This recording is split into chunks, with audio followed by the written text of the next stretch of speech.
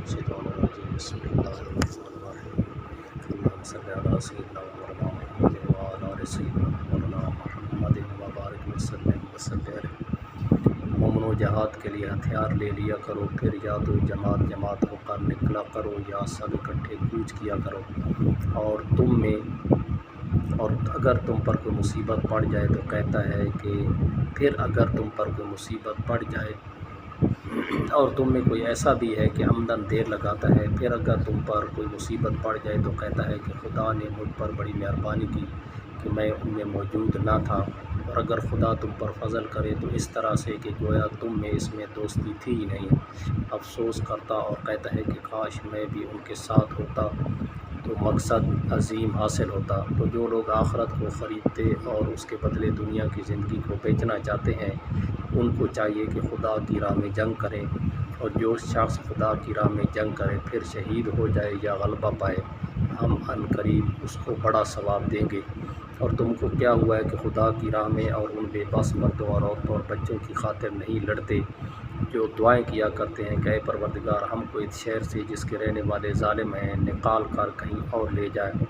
اور اپنی طرف سے کسی کو ہمارا حامی بنا اور اپنی ہی طرف سے کسی کو ہمارا مددگار مقرر فرما۔ جو مومن ہیں وہ تو خدا کے لیے لڑتے ہیں، اور جو کافر ہیں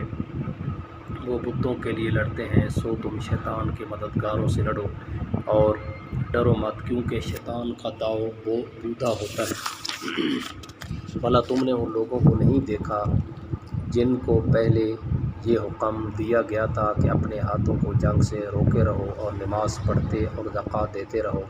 پھر جب ان پر جہاد فرض کر دیا گیا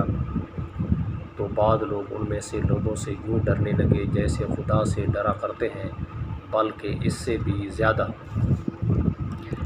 اور بڑبڑانے لگے کہ اے خدا تو نے ہم پر جہاد جلد کیوں فرض کر دیا، تھوڑی مدت اور ہمیں کیوں مہلت نہ دی۔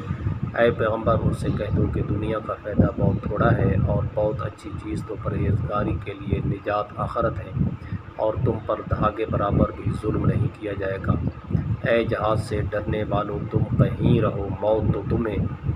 آ کر رہے گی، خواہ بڑے بڑے محلوں میں رہو۔ اور ان لوگوں کو اگر کوئی فائدہ پہنچتا ہے تو کہتے ہیں